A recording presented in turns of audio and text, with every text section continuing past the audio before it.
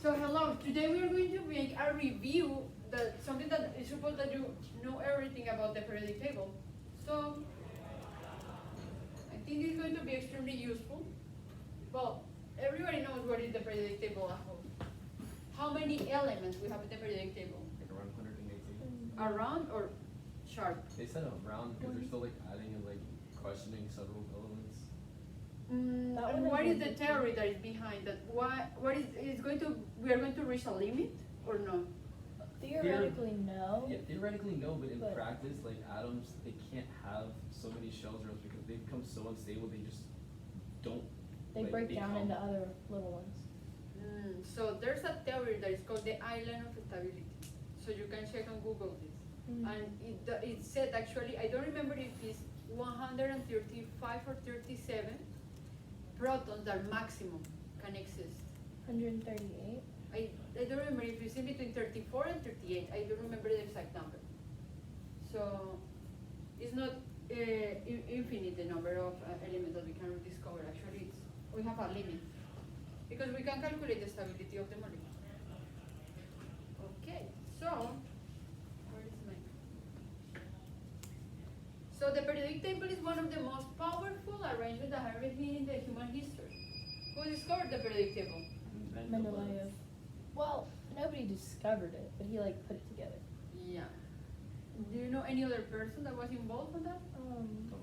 His first name is Dmitri, Dimitri. but that's Mendeleev, I think.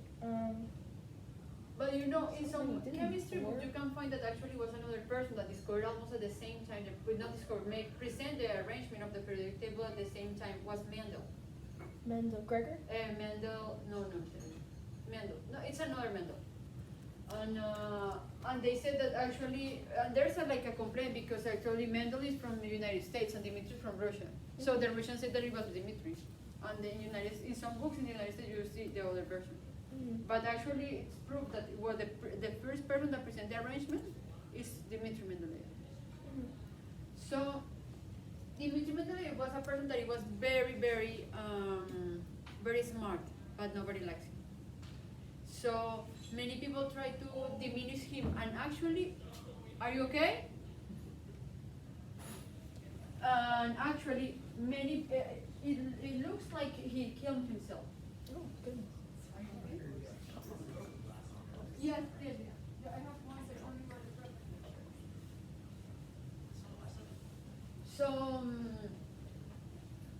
it's a very tough, and actually there's a book in the library that I ordered that is called The Disappearing Spoon that talks about the history of the periodic table and the elements. It's really nice. It's like it's histories.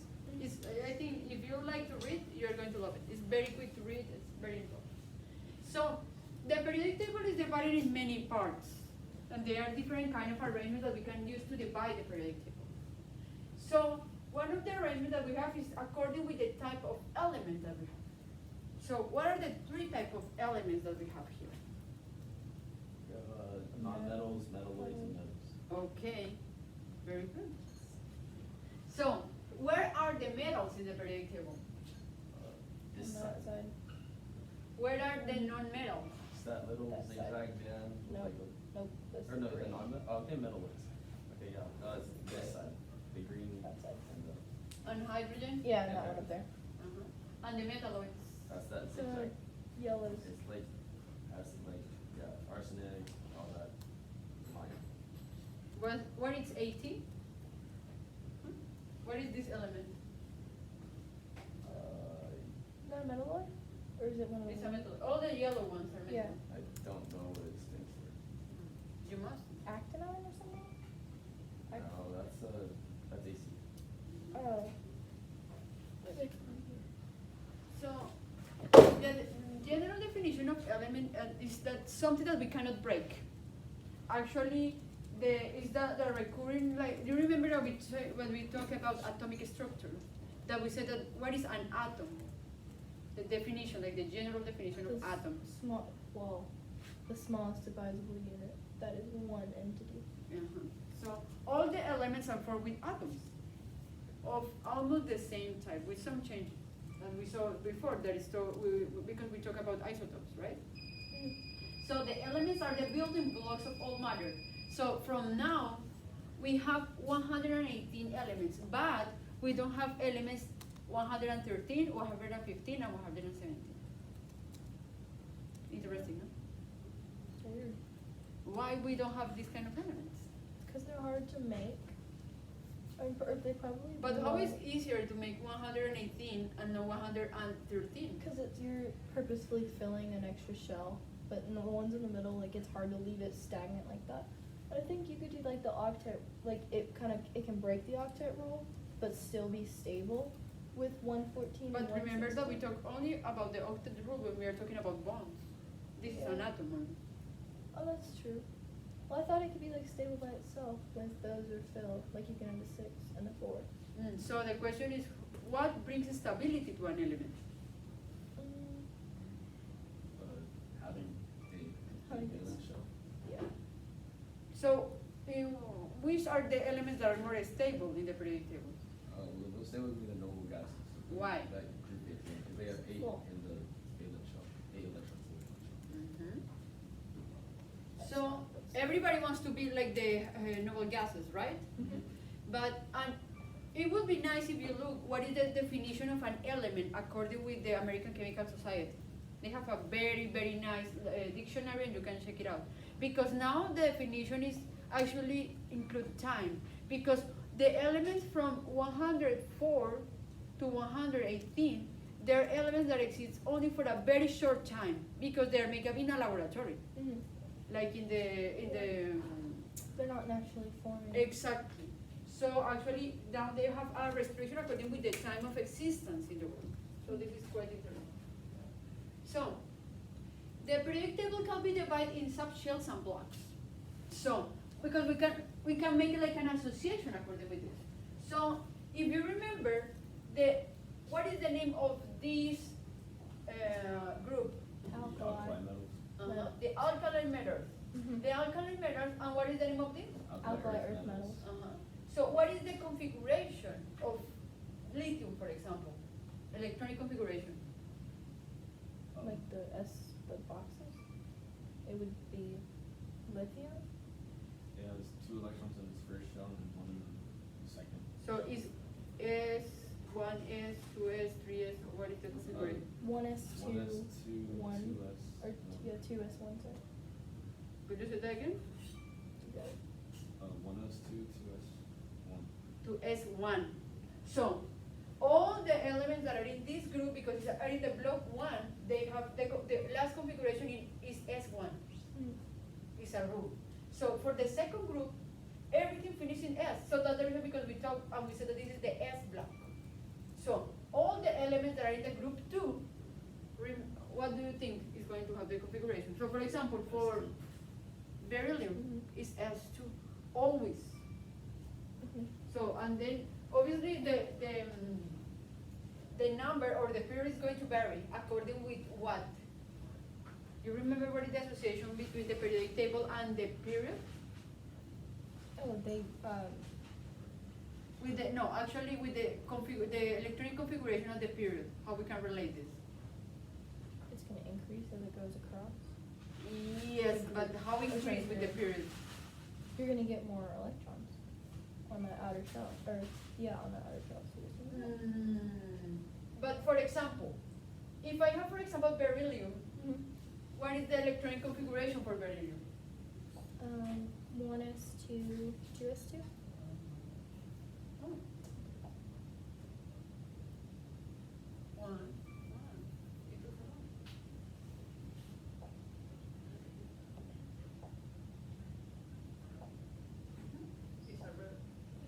So we will have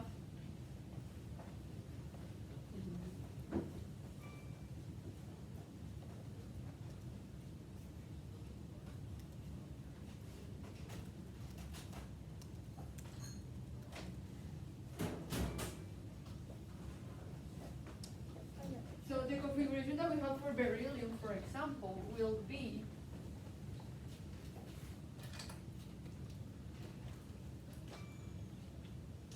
this is 1s2 Mm. and then 2s1. And actually, this configuration is going to tell me what is the exact position that we have of the element in the periodic table. Because this is actually, it's 2. So 2 is going to be The group. the period. Period, sorry.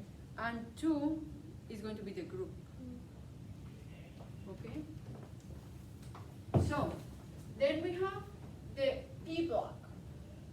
So, what it means that all the configurations in this group are going to finish in P. Like for example, carbon. What is the configuration for carbon?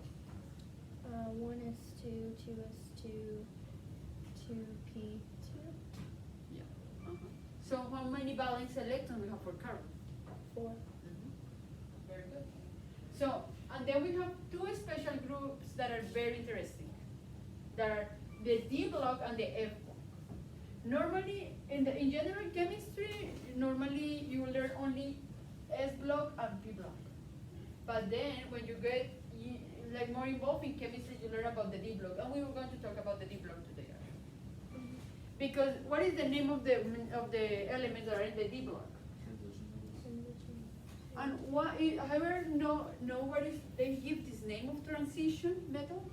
Because they're in between, like, your specific metals and your non-metals, and they have, like, varying amounts of, like, electrons, the valence electrons. Like, some are 2, some are 4 in between. So they kind of just put them together so you know it could change depending on depending on the element. So remember that when we are talking about the periodic table, I think actually the periodic table has like the Guinness record or something like this in the most condensed form of information ever. Because only with this small thing you can determine many things. And for example, we have something that is called the periodic trends, right? So when we are talking about transition, it means that, for example, we have something that is very strong here and is going to gradually decrease until right here. So that's the reason because it's transition. With the F block, what are the name of the groups that are in the F block? Yeah.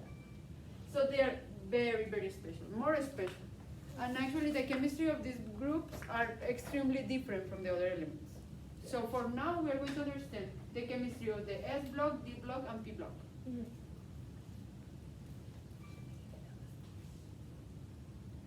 So now let's talk about the periodic trends.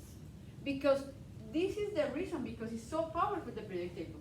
Actually, I have a photo. Let me see if I can show you. This photo that you saw here is the periodic table that was made for Mendeleev. This is in St. Petersburg, because he born in St. Petersburg. There's a street that is called Mendeleev Road. And here you can see the first periodic table. And you go in the block, and then in the block there's a huge building, and in the building is the periodic table, the first one. And the amazing thing that actually gave, like, how do you say it? Everybody was like completely admired about Mendeleev, is because actually he predicts the periodic table. He left some empty spaces actually, because when he figured out about the periodic table, there actually was like only like 50 or maybe 60 elements, and you see how many we have now. And actually he left spaces in between, because he was aware of saying, okay, if boron behaves like this, and then it's carbon, and then it's nitrogen, probable, but oxygen was very early discovered. But he, for example, germanium, for example. Germanium was not at the beginning of the periodic table, so he left the space, and then he has like 31 space 33. So this is amazing, because actually how he can know that in the future, and it was so precise, or so actually accurate, that the space was in the future, like in the next 20 years, all these spaces were filled out. So it's extremely, extremely smart. So the behavior that we see in the periodic table is actually explicitly explained for something that we call shielding. Shielding?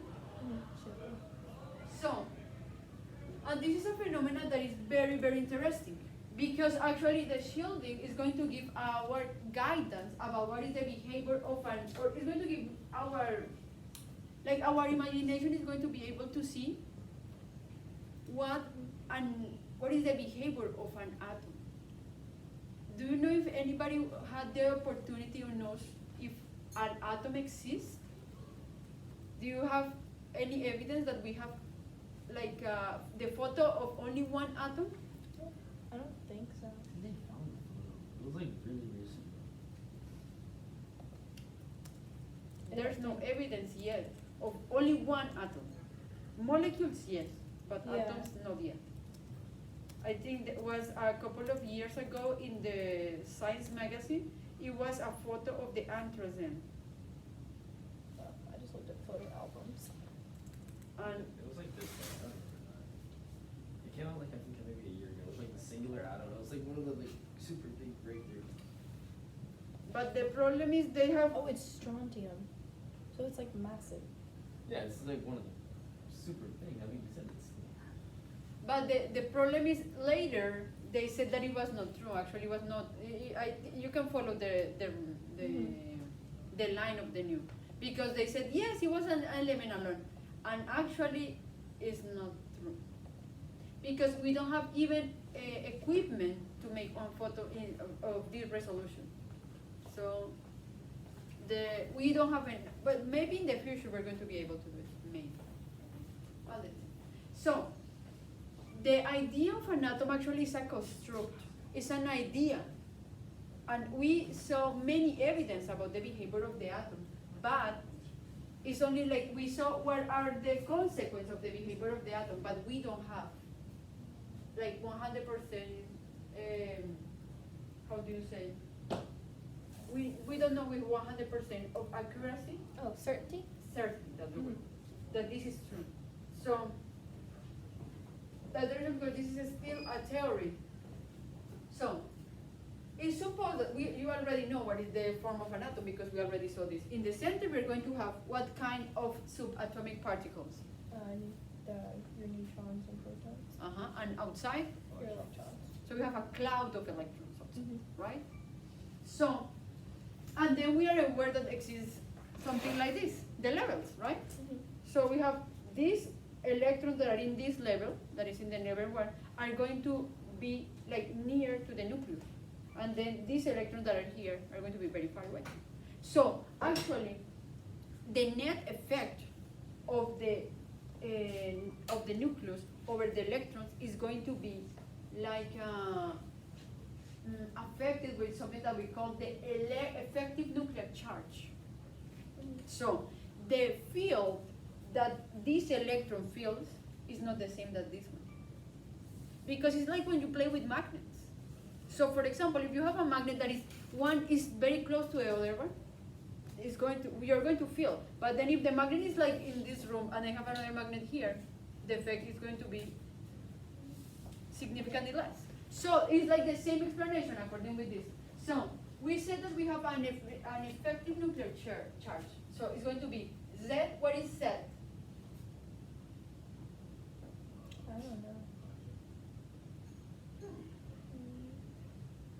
And we saw this in Oh. atomic structure. That's little. Try to check in your notes what it said. Was this in the other notes somewhere? Oh, it's on number.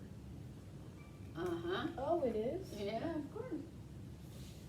In chemistry, when we talk about set, it's always here, and you go to Cafarnaum, and you go to India, and you go to Sri Lanka, and everybody knows that set is the atomic number. Okay. So, it's the atomic number minus the number of shielded electrons. So, interesting, no? How would you use the shielded ones? Are all the ones on the inside? Yeah. So, in this graph, we have the nucleus. We have 9 plus, so it means that which atom we are talking about here. Sure. Foreign. So they talk about 2 types of shells. So the most internal shell that has only 2 electrons, they call this the helium shell.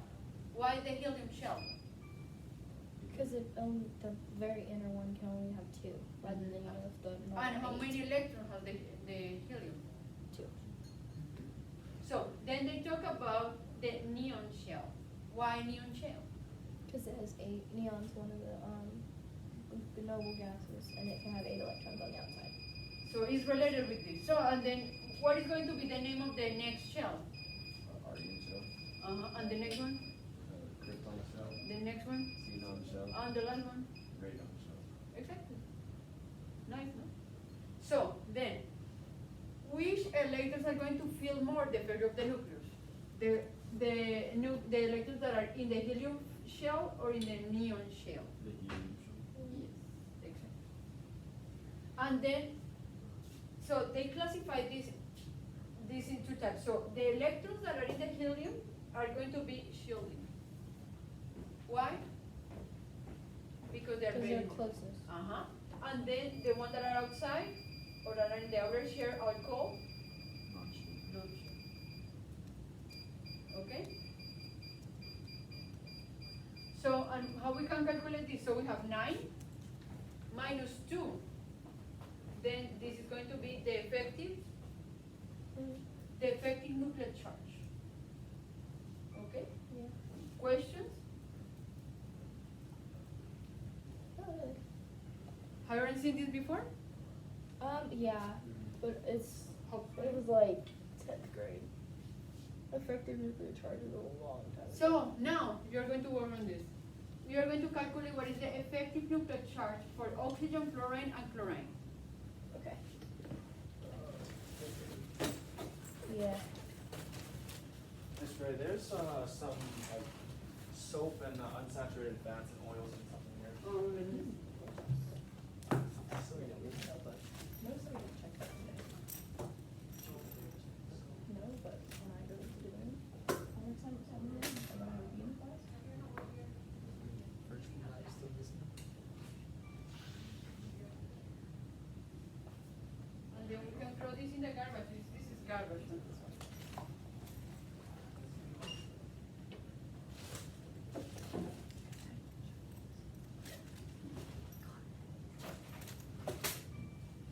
What do you do?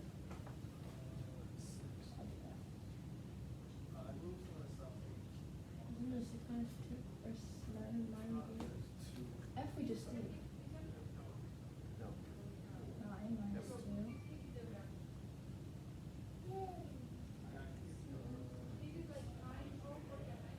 Which one are the shielding ones?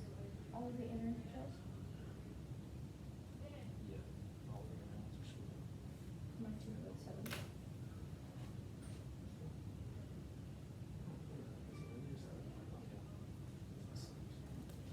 Oh, look at that in base oxygen group it's in. Depending on the group number. Wait, yeah. Oh,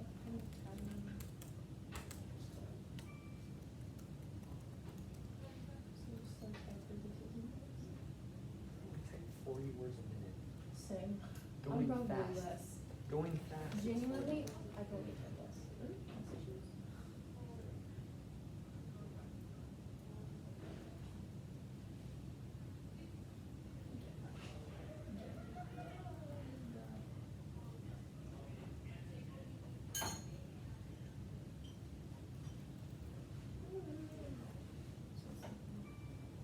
How are you study these tests? That's all. Sleep? No, that's all. Ready? Finish? Yes. 6, So- 7, and 7. Okay. Easy, no? Yeah. Let's see if it's easier. 6, 7, and 7, right? Yes. The group is the columns, right? Okay. So the valence electrons, you know, that are the most important actually when we are talking about the atom. Why they are so important? Because they're the ones that you used to bond. Excellent. So obviously the valence electrons are going to be the one that has the effective, they feel more like the effective nuclear charge. So we have here, the higher effective nuclear charge the stronger the valence electrons are attracted to the nucleus. The effective nuclear charge increases with the period. The distance that we have of the valence electron from the nucleus is bigger than the attract. The distance between the valence shell and the nucleus increases with increasing the shell number. And the last one said, the valence electrons mutually repel each other because they are electrons, they have the same charge, right? This repelling force increases when there are more electrons in the valence shell. So what it means with here, for example, when we have elements that have many electrons, like for example, barium, for example, we have 56 electrons. So now the electrons are going to begin to repel each other. So, and this is going to have an effect in the size of the atom, if you remember. So this is like this is like the facts, and then the periodic trends or the periodic properties that we're going to see are going to be the consequence of this. So it's normal. Like if we have many electrons, the size of the atom is going to be huge. If we have fewer electrons, the size of the atom is going to be reduced. And then we're going to see other properties that are also important. And also the effective nuclear charge is going to affect the energy that we need to remove or to put an electron in the outer shell. Questions about this? So, to summarize, the period of the period increase with the effective nuclear charge, causing the valence electrons to experience a stronger attraction to the nucleus. The valence shell number is the same, so the electrons are the same approximate distance. So the group E, if we have electrons that are more closer to the nucleus, they are going to feel more, and if we have far away, it's going to be less. Okay. And then we have the tendency. How is going to be the tendency of the nuclear effect? We are recording, and you just do. So, how did it change? So, here the nucleus, and we are talking, I remember, about the valence electrons. So, the valence electrons are going to feel less. The effect of the nucleus are going to be the one that has more electrons. So, are going to be the one that are here. Of course, the hydrogen, for example, that only have one nucleus, only have one proton, only have one electron. So, and what happened here? We increase in this part. Why? And start getting more electrons on the outer side. Okay. Okay. So now we're going to talk about the periodic properties. So for sure you remember, especially lead, remember what are the periodic properties.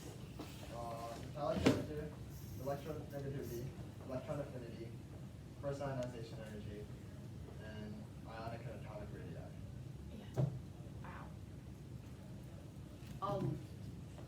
You know about this attraction?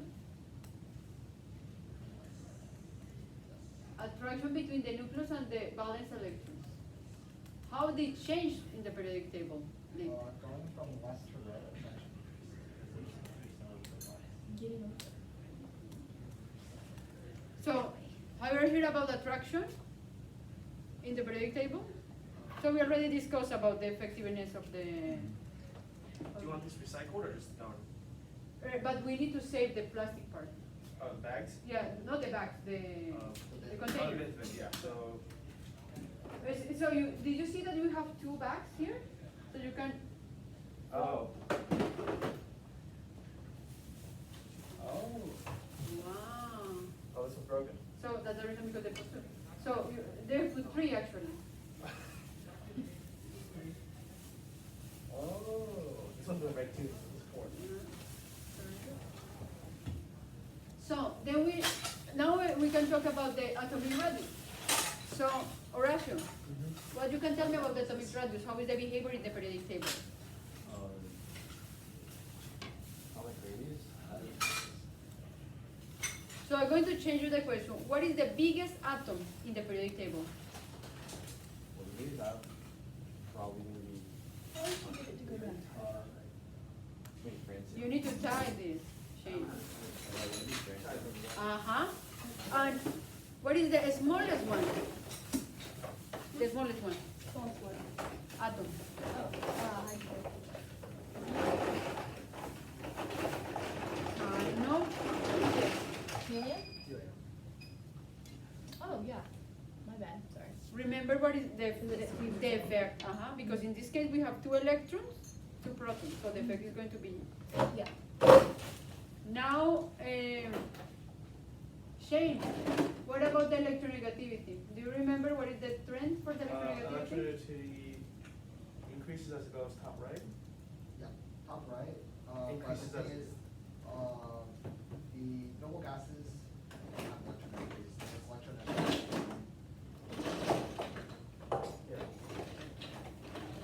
As quick as possible.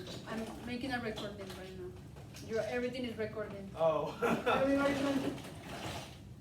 Put in the trash bin. My forehead is like right in the middle of this thing. So bad. Oh, there's 4 bags. My bad. So, what is the definition of electronegativity? How we can understand electronegativity? Horacio, any idea? It's basically like an atom's ability to like attract another electron. Yeah. The electronegativity is extremely important to understand, especially in organic chemistry. So, let's move forward. The ionic radius. The ionic radius is very interesting because actually it's going to affect very, very significant the behavior of the size actually of the atom, but it's very, very significant. So, when we have, for example, let's imagine this. Let's see if this is now that wants to work. Wants to work. Wants to work. No, it doesn't want to work. So, Okay. I did some work. I moved some of the stuff so you can walk by. I cleaned the desk a bit. my God. I'll come back. I'll come back next week or something later. Okay, sounds good. All right. Let's go. Okay, let's go. Liz. I gotta try Shane home. Ooh, good luck. Are you going to use Lamborghini? I'm a good driver.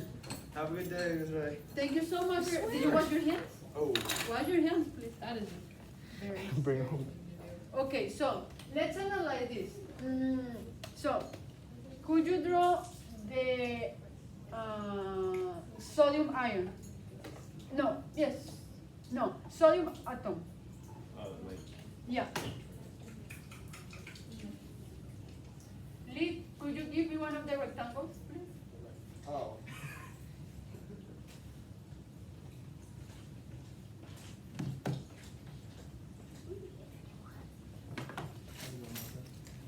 Your marker? Yes, ma'am. Okay, so let's say that we have the distance between here and here is called R, okay? So now you're going to draw the sodium ion.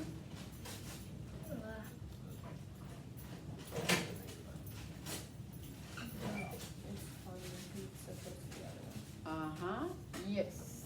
So remember that the metal has the tendency to one, gain or lose electrons. Sorry. Uh-huh.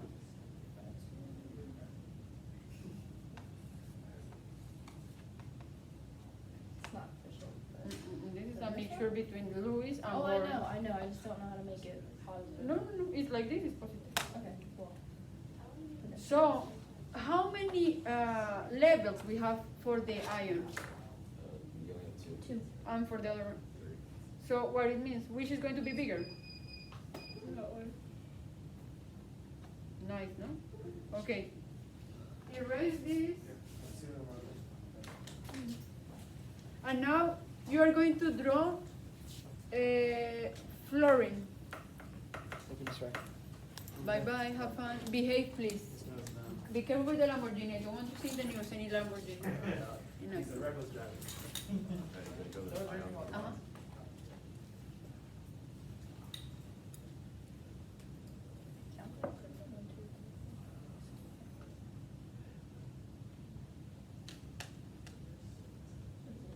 Two and then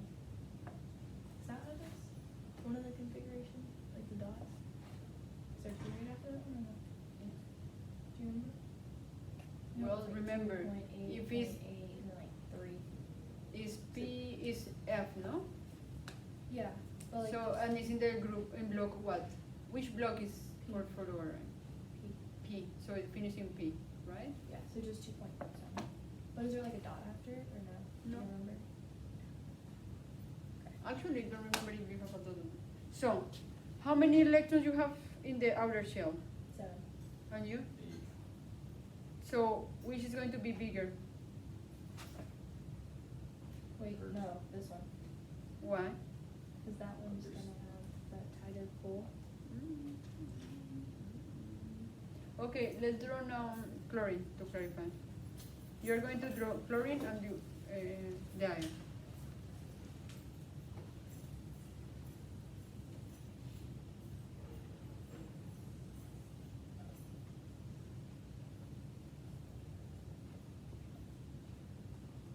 What am I drawing? Just the normal one?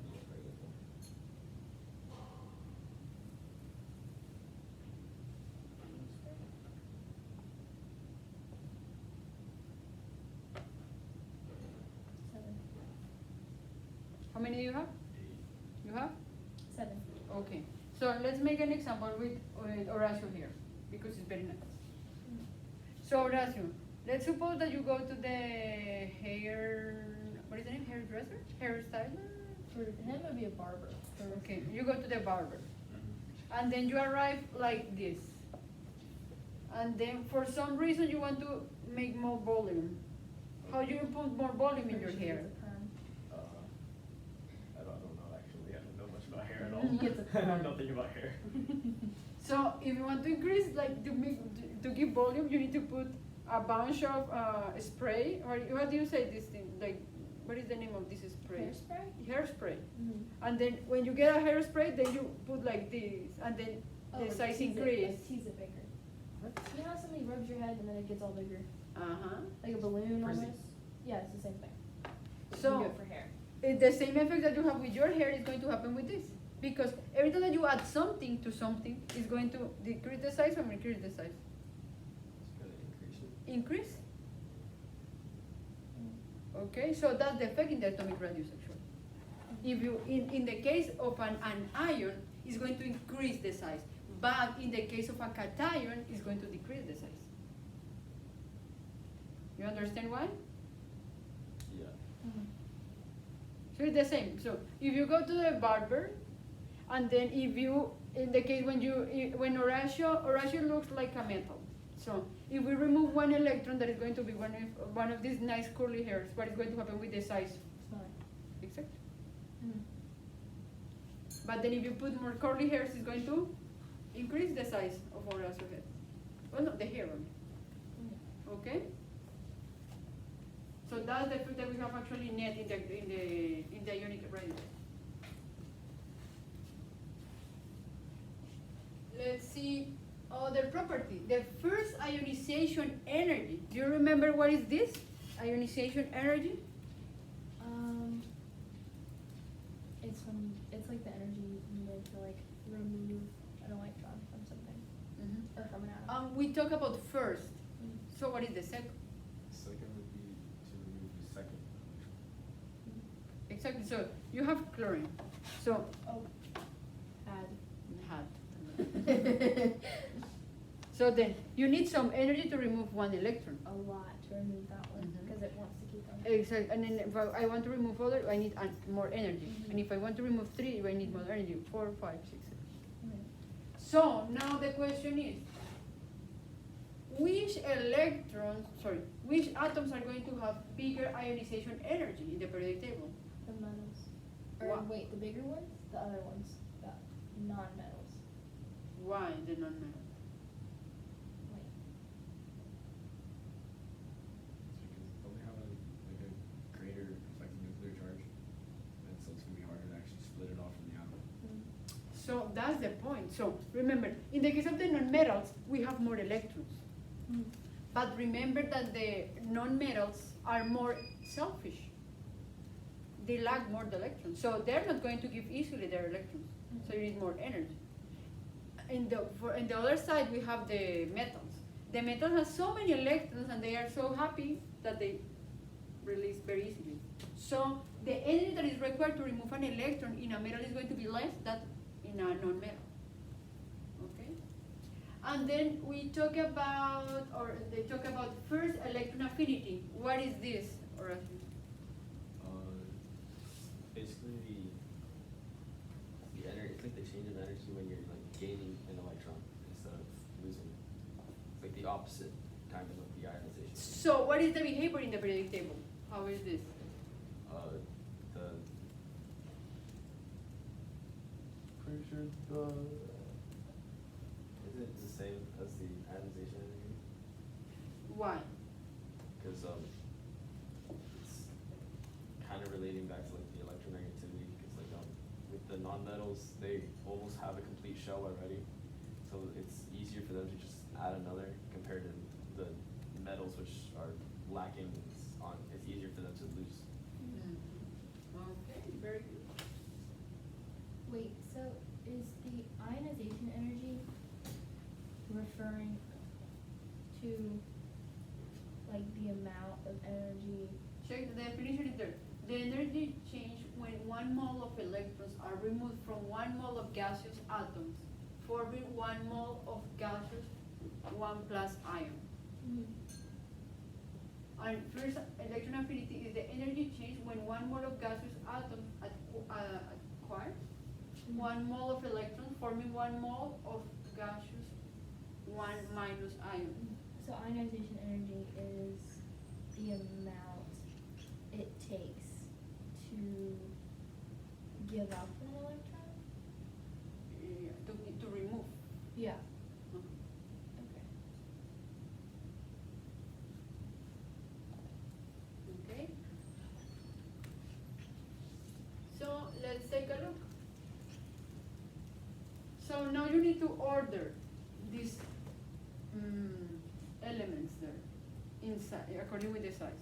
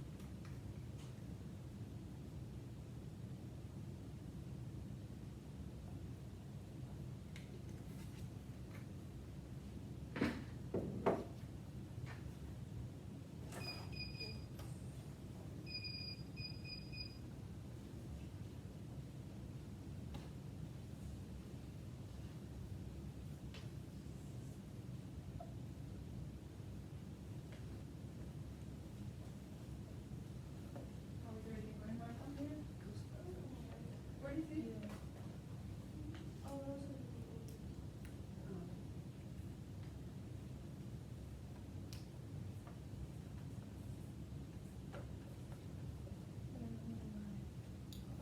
What's the description? So this one, and this one,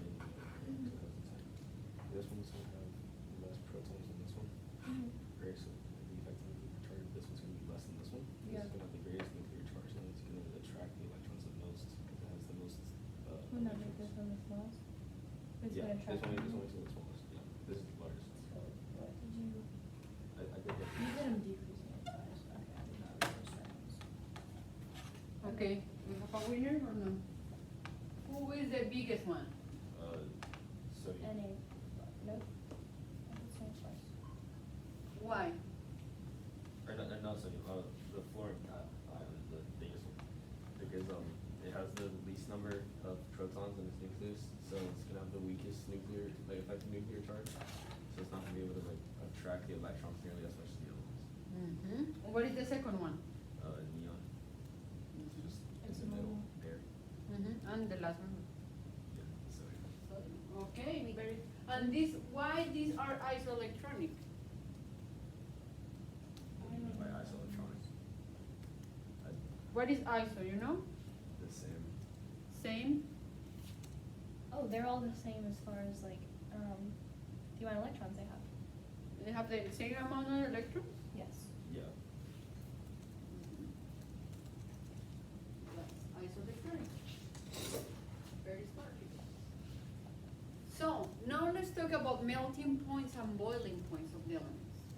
So, in general, the metals, they have something that we call metallic bond, right? You remember what are the characteristics of the metallic bond? They have a sea of electrons and they all just kind of share it with like the proteins in the field. So, the number of valence electron is the same in the alkali metals, right? Because we have, in the first, where are the alkali metals in the periodic That's table? the first thing. So how many valence electrons we have in the alkali metals? So always is one. So then, this is, the number of valence electrons is the same for the alkali metals, and charge density increase with the smaller atoms. Less predicted to have the highest melting point and boiling point. Interesting, no?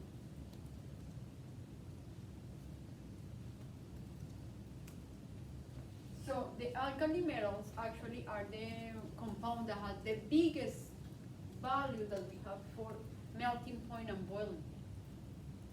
And the reason actually is because of the strength in the metallic bond. Because this bond is so hard that the interactions are very hard. So we need a lot of energy to change the phase. But what happened with the halogens? The halogens they're going to form a polar molecules that only has one type of intermolecular forces that are called London dispersion, right? And the forces between the increase with increase the molecular mass. So the iodine is going to be the one that have the highest melting point and boiling point. Why?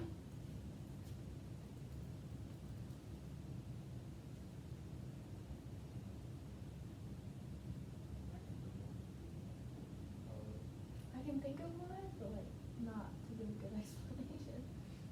Because it has so many shells that it would take a lot to have all of them change.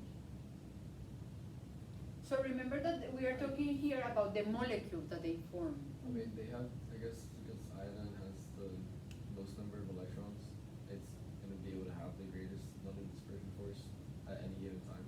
Yes. Uh-huh. Very good. Horatio is flying today. My God. What did you take for lunch today? Wawa. Wow. Powerful. So, and then we can talk about chemical reactivities. So the most reactive compound that we are going to have are the one that has only one electron in the S shell. So the alkali metals are extremely reactive. I'm going to, I think I have the video. Next slide, I don't remember. Of the reaction, actually. Stop typing. Thank you.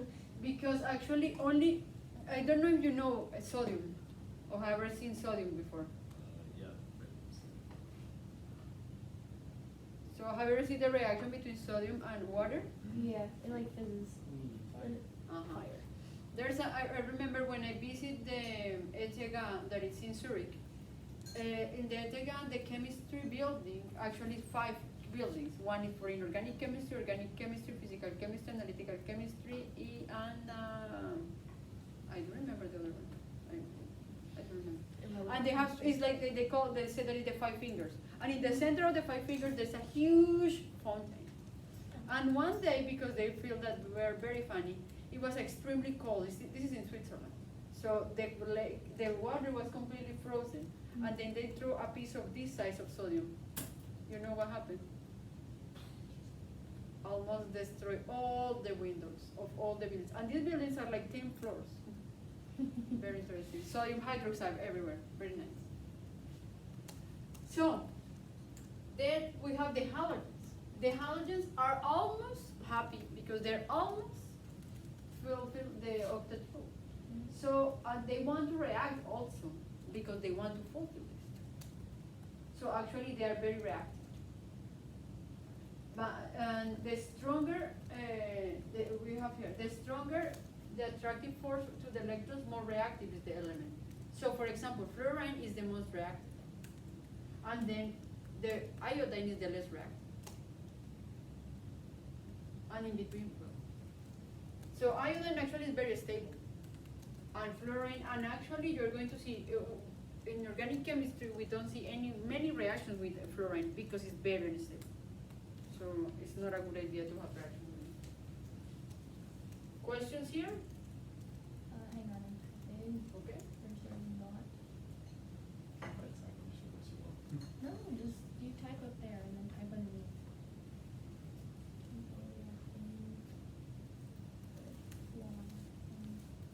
Back in, I think, 10th grade, when we were doing this, Mr. Hunter showed us, he showed us little videos. Well, he did a couple of them. I think the ones that you could do here. And then he showed us videos of, like, cesium was, like, dropped in, like, a little bit of water and the whole bathtub exploded. Cesium have an A in it? It's like C. Or is it just C-E? C-E-S. Okay, and cesium just explodes. You didn't write anything about it? You could. You didn't write anything. Is that not all that I need? Okay.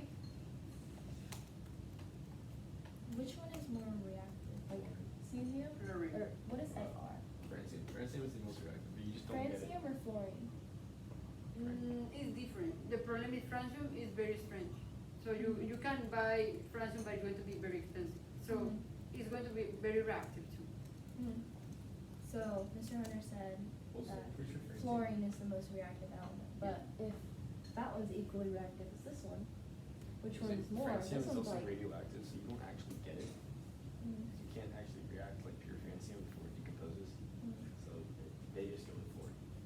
That's the problem because francium is extremely.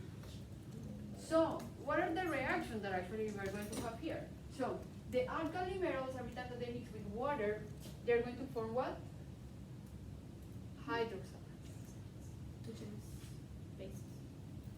So they form, yes, bases. Yeah. And you're going to see that a gas is going to appear that is going to be hydrogen. And this is with all the alkali metals.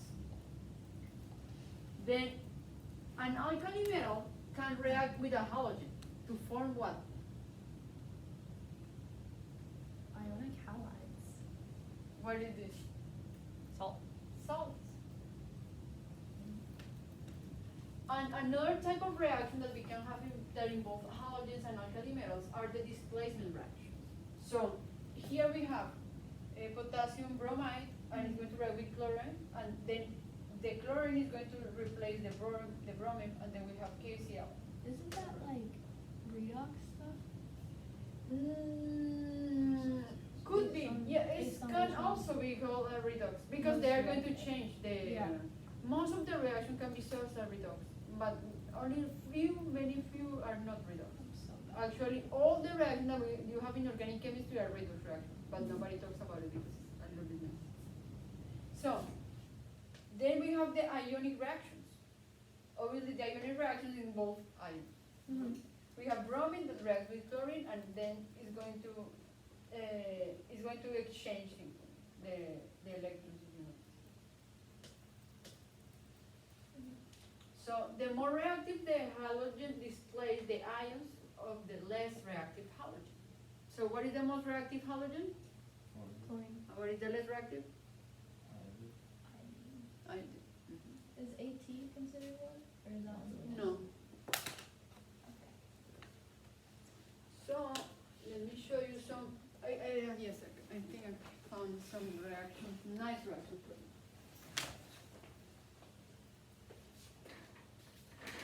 We'll play this video.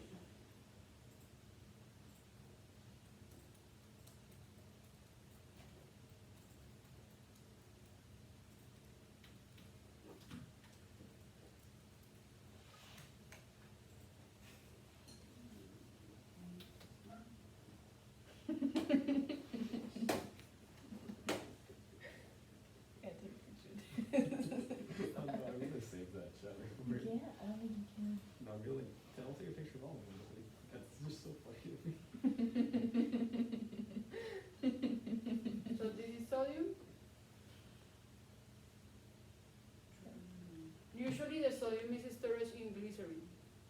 interact with the Mhm. air. It doesn't have any sound. Depressing. These two right here. Sodium metal. We know that it's also coated over with an oxide coating. Group 1 metals become softer as you go down the column. The sodium is much easier to cut than the lithium. As we cut off the oxide layer, we can see the shiny metal underneath. It cuts over very rapidly with a layer of oxide. The sodium is a metal and is an excellent conductor of electricity. If we take a piece of the sodium metal and add it to water, we notice a much more rapid reaction with the water. Like lithium, the sodium is less dense in water and floats. The metal moves across the surface, being pushed by the hydrogen gas that is produced. As you go down the column with group 1 metals, the melting point of the metal decreases. The reaction is very exothermic, which causes the sodium metal to melt. The metal contracts into a very compact spherical form. We can again test that hydrogen gas is being produced by this single displacement reaction by trapping the gas and testing its flammability. Nice.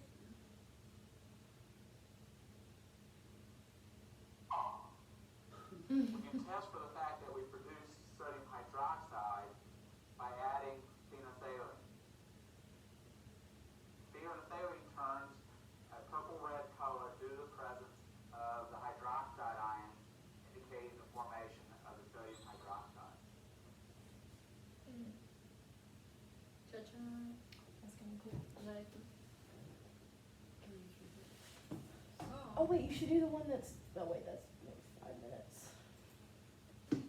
It was said something about flushing sodium down the toilet. Maybe the whole thing would have exploded. Yeah. Wouldn't that be kind of cool? Yeah. Okay, so we can make a 5 minutes break now? Do you want to make a 5 minute break? Yeah. Or we can Yeah, continue? it's 4:14. We'll probably have to. Can we pause the video? I think you Yeah. have to just stop the video. Yeah, stop. Okay. The red button.